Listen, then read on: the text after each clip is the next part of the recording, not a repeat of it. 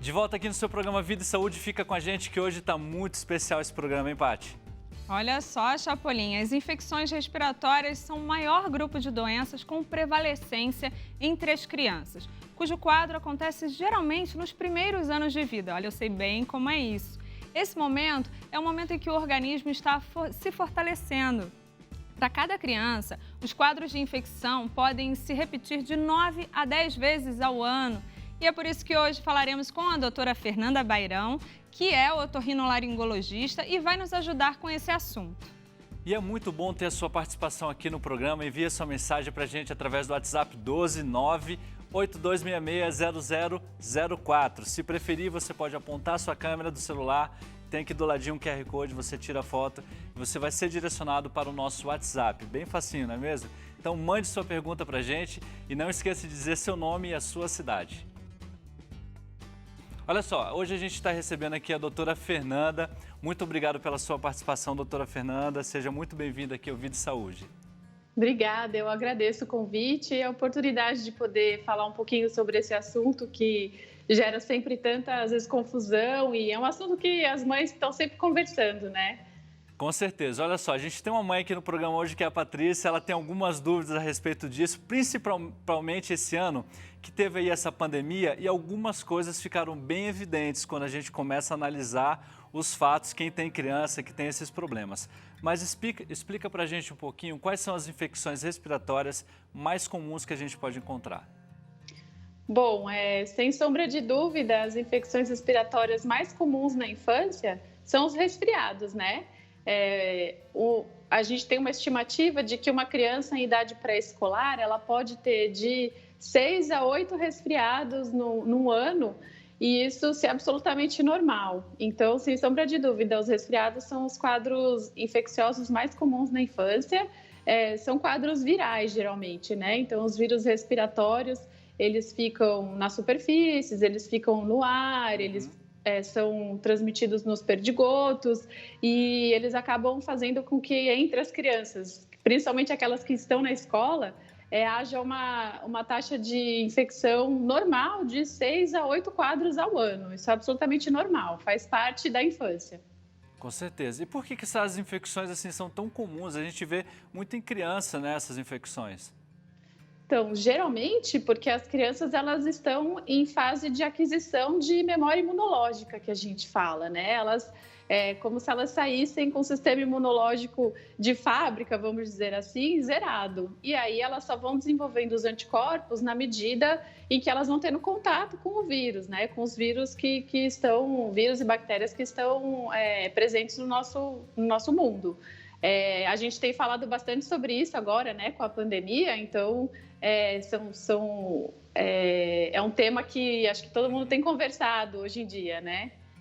E os vírus e as bactérias desse mundo mudaram, né? Porque as crianças iam às escolas, as crianças tinham contato com os irmãos que iam na escola, as crianças menores, e isso mudou um pouco. A gente tem um quadro aqui, doutora Fernanda, falando sobre algumas dessas infecções.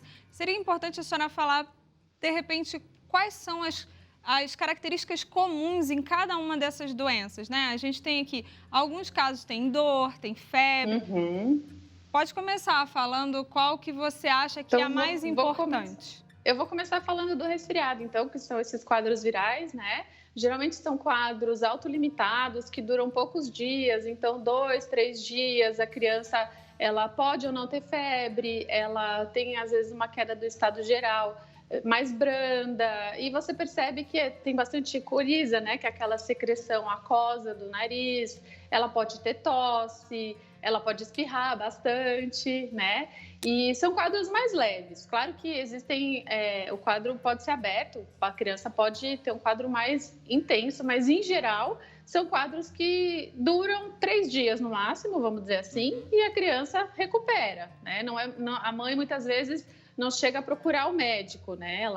E às vezes tem uma sequência, assim, o irmão teve, o outro teve, o pai, às vezes o pai teve, então fica bem delimitado, assim, em casa, que é um ciclo de transmissão natural ali, né? E aí depois disso evolui para a cura, fica tudo bem. Tá, e depois a gente tem aqui também, doutora Fernanda, a pneumonia, né? Que tem alguns algumas características que parecem, né? Na verdade, todas elas têm um ou outro sintoma que são semelhantes, né? Sim, Mas a gente vai para a sim. pneumonia agora. Quais seriam esses sintomas principais?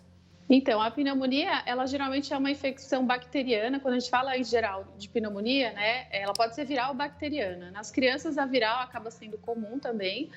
Você pode ter tosse, perda de apetite, a criança fica com uma queda do estado geral mais importante, ela pode ter falta de ar. Em geral, se for uma infecção, uma pneumonia bacteriana, existe um quadro bem assim que a mãe leva ao médico, né? Ou seja, a criança tem um quadro mais florido, vamos dizer, mais intenso, né?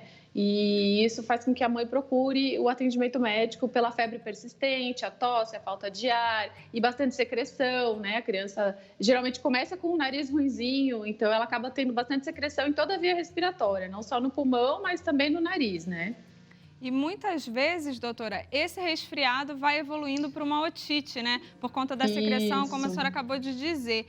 Mas ela tem uma característica muito comum, que é a dor, né? A gente vê um bebezinho gritando e colocando a mão no ouvido. Muitas vezes ele fica de cabeça assim para baixo, com o bumbum para cima. Aí você percebe que ele está com uma dor intensa, né? Sim, essa é a hora de procurar um médico?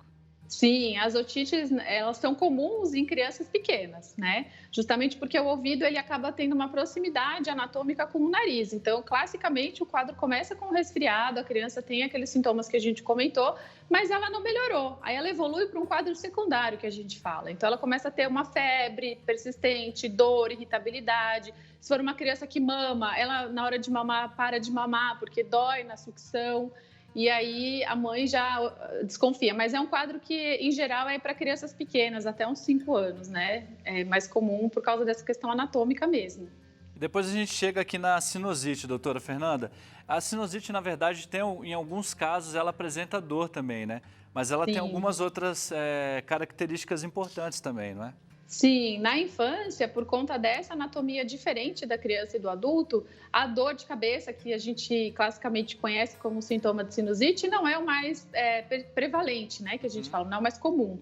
Então, as crianças, geralmente, elas têm secreção nasal, amarela esverdeada, elas têm tosse, obstrução nasal e elas podem ou não ter febre, tá?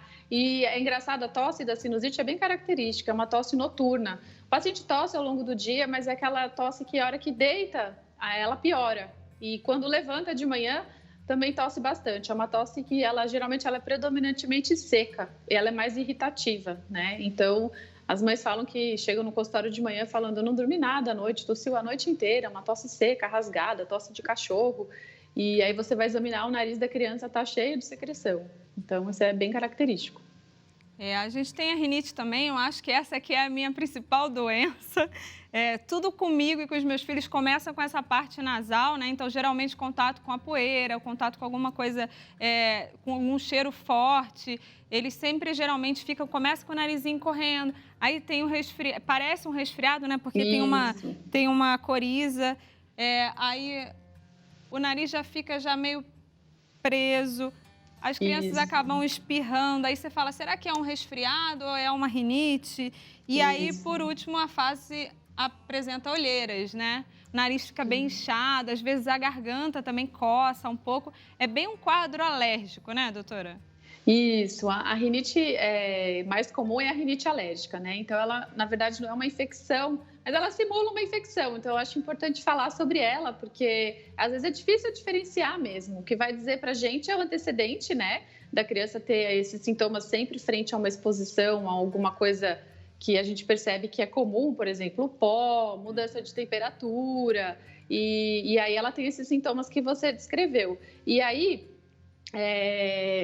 geralmente o tratamento acaba cortando a crise, né? E é uma doença alérgica. Então, investigando o paciente e descobrindo qual é o causador daquela alergia, a gente consegue controlar e a criança consegue ter um ganho de qualidade de vida, sem dúvida nenhuma. E com certeza, só um minutinho, que agora eu vou fazer minha consulta. A Paty é mãe aqui, doutora, e ela tem alguns casos reais na vida dela, com certeza vai ser importante, inclusive para ela aqui. Quando a gente pensa, assim, de repente, no tratamento com algum tipo de remédio no nariz, né? Embora meus filhos sejam pequenos, né? O menorzinho está com 3 anos agora, mas desde cedo, passou de 1 ano, ele já começa a usar um remedinho para o nariz, né? Porque isso fez com que diminuísse as crises de broncoespasmo, que são algumas características, mas aí vem uma outra questão importante que tem a ver com a alimentação, né? Existe algum tratamento que diminua essas crises intensamente e que ajudem nesses sintomas? Por exemplo, meu filho, eu descobri que ele tinha alergia à proteína do leite, mas até eu descobrir esse quadro foram 8 meses de crises e mais crises, internações e tudo mais. Uhum. O nariz, por ele ser o ponto de entrada, né, o primeiro contato do nosso corpo com o meio externo, através do ar, ele acaba sendo o primeiro lugar que sofre, né? Então, a rinite, quando o paciente tem o contato com aquele alérgeno que geralmente está no ar, isso é o mais comum, né? Então, é fácil de desconfiar. Agora, as alergias, elas podem ser alimentares e o alvo dessa reação alérgica inflamatória pode ser o nariz. Então, o leite na infância, a proteína do leite, ela é uma causa bem determinada e bem característica de rinite alérgica e de broncoespasmo, né, de asma. Então, a gente acaba fazendo o diagnóstico, às vezes, porque não está melhorando, e o paciente está entrando em crise o tempo todo, a mãe já está fazendo a higiene ambiental, tirando o contato com a poeira, e aí você desconfia. Mas às vezes leva meses mesmo até você conseguir fazer o diagnóstico. E parece que tira com a mão, com né? Certeza. Tira o leite, com certeza. Né? A melhora ela é mais abrupta do que se é uma alergia respiratória mesmo, assim, por exemplo, contato com ácaro, porque o ácaro não tem jeito de você eliminar, né? Verdade. 100%. Agora o leite você consegue, então o controle é bem satisfatório quando a gente determina que esse é o causador. Agora, doutora Fernanda, aqui a gente tem os 2 últimos casos da nossa lista, aqui do nosso quadro, muito bem preparado pela nossa equipe, que é a bronquite e a asma. Elas são semelhantes? Como que a gente pode distinguir uma de outra? Porque muitas vezes a gente fica com essa dúvida, né? A gente estava conversando, né, Patrícia? O que é asma, o que é bronquite? Como que a gente pode saber a diferença? Então, é assim, a asma, ela é um tipo de bronquite, vamos dizer assim. A asma, ela é uma reação alérgica inflamatória que vai acometer as vias aéreas inferiores. Então, ela acomete os brônquios e bronquíolos, né? Mas a asma, ela é alérgica. Quando a gente fala em bronquite, a gente está falando de outras causas, não só a causa alérgica. A gente está falando, por exemplo, dos quadros infecciosos. Então, um quadro de sinusite, ele pode se estender pela via aérea inferior e virar uma bronquite, que nada mais é do que uma inflamação nos brônquios. Então, o paciente vai ter tosse, bastante secreção. Então, quando a gente ausculta, tem um barulhinho característico lá, que é o ronco. Então, essa é a diferença. Agora, a asma, também é importante dizer que a gente só consegue fazer o diagnóstico, a gente só fala em asma para uma criança maior de 2 anos de idade. Então, até lá, os termos acabam se confundindo mesmo. A criança vai ser chamada ou de sibilante, ou que ela está com quadro de bronquite. Então, a mãe leva no pronto-socorro e o médico fala, é bronquite. E aí vai fazer a inalação, vai fazer um tratamento como se fosse asma, mas ela não pode ser rotulada ainda de uma criança asmática, vamos dizer assim, por consenso, né? Mas pode ser que ela seja. É difícil o diagnóstico. Olha, eu que sou mãe de 2, na mesma situação, cada um tem uma característica diferente, mas tirar o leite foi uma das coisas que a gente conseguiu. E principalmente nesse período da pandemia, estar afastado da escola, são 8 meses sem coriza, sem alergia, sem tosse, sem uso de bombinhas, que ele chegou a usar bombinha aí durante uns 6 a 8 meses também.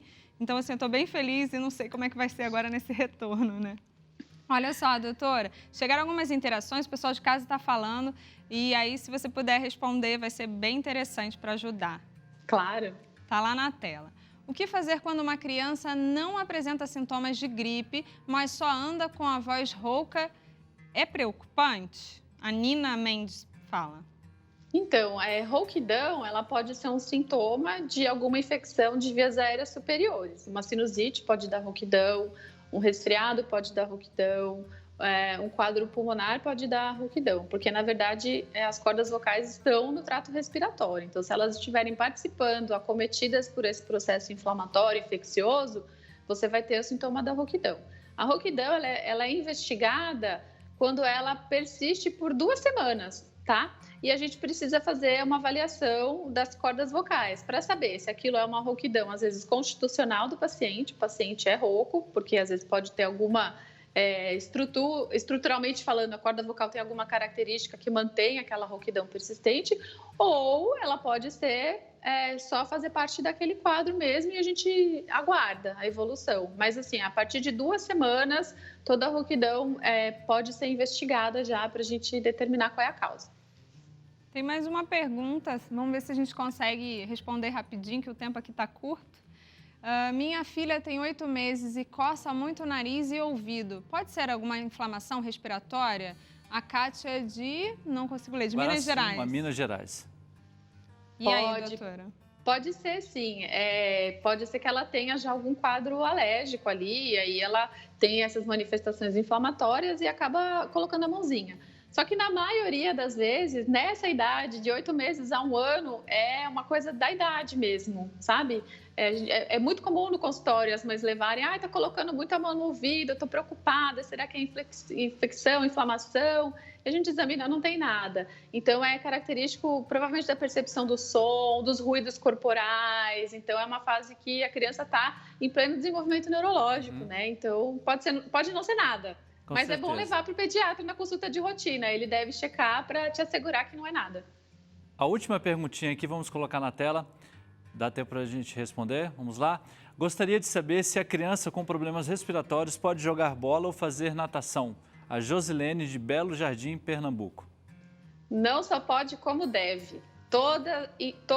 Tem vários estudos científicos comprovando isso, que toda atividade física regular é benéfica para as questões respiratórias. Então, não só pode como deve. É claro que se for uma criança que tem falta de ar, fazendo atividade física, a gente vai ter que adequar essa atividade física à intensidade, ao sintoma do paciente. Agora, se ele não tiver sintoma nenhum, vai fazer bem, pode fazer, tá bom? Mesmo estando em tratamento para uma asma, é bom. Muito obrigado, doutora Fernanda, pela sua participação, principalmente nesse momento de pandemia de coronavírus. A gente tem que estar com a saúde em dia, em pé. E aqui no Vida e Saúde você aprende dicas essenciais para você ter uma boa saúde. Muito obrigado pela sua participação, doutora Fernanda, e volte sempre aqui no Vida e Saúde, viu? Eu que agradeço e bom programa para vocês, foi um prazer. Valeu, obrigadão. E olha só, você sabe que notícia boa deve ser compartilhada, ainda mais se for para promover conhecimento na área de saúde. É isso que a gente está fazendo aqui. E é por isso que a gente vai conversar agora com a repórter Ana Mintureta, que está no Centro Universitário Adventista de São Paulo, o NASP, e está organizando um 4º Congresso Interdisciplinar de Promoção da Saúde. Tudo bem, Ana Min? Boa tarde. Olá, tudo bem, Ana? Oi, Paty, boa tarde. Boa tarde para você que está acompanhando a gente aí no Vida e Saúde. Olha, é isso mesmo, eu estou aqui com o Fábio Alfieri, ele que é um dos organizadores do evento, dessa vez sediado aqui no NASP de São Paulo, e vai contar para a gente, Fábio, qual que é o maior objetivo desse evento. Boa tarde. Boa tarde. O maior objetivo desse evento é reunir, congregar profissionais, pessoas interessadas em discutir a promoção da saúde. Então, é um evento organizado pelo NASP, sediado pelo NASP, mas faz parte de outros programas de mestrado e doutorado que discutem a questão da promoção da saúde no Brasil. É interessante você falar isso porque esse evento ele acontece a cada 2 anos e nos anos anteriores, nas edições anteriores, ele foi sediado em outras instituições, né, Fábio? Dessa vez ele recebeu uma adaptação por causa da pandemia, para que ele acontecesse esse ano online. Que adaptações foram essas? Exatamente, como você colocou, desde 2014, cada instituição faz a sede do evento e nesse ano o NASP ficou responsável. Em meio às questões da pandemia, tivemos o objetivo de manter o congresso, mas buscamos fazê-lo de forma online. Então, dessa forma, todo o congresso é online. Palestras, conferências, mesas redondas e até mesmo a apresentação de trabalhos na plataforma Zoom e algumas conferências transmitidas pelo YouTube do NASP. E esse evento ele reúne também grandes profissionais de várias especialidades, né, Fábio? Conta pra gente que especialistas são esses que esse ano estão contribuindo aí, compartilhando esses conhecimentos sobre saúde. O título do evento é Cenários Contemporâneos na Promoção da Saúde. Então a gente buscou convidar algumas pessoas de referência nacional, também temos alguns convidados internacionais, mas convidados nacionais que vão debater as questões da promoção da saúde.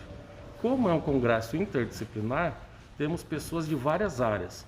da educação, do meio ambiente e profissionais da saúde que tenham interesse em discutir a promoção da saúde nos aspectos aí diversos, quer seja físico, mental, espiritual, social, político e entre outras questões que estão relacionadas à promoção da saúde.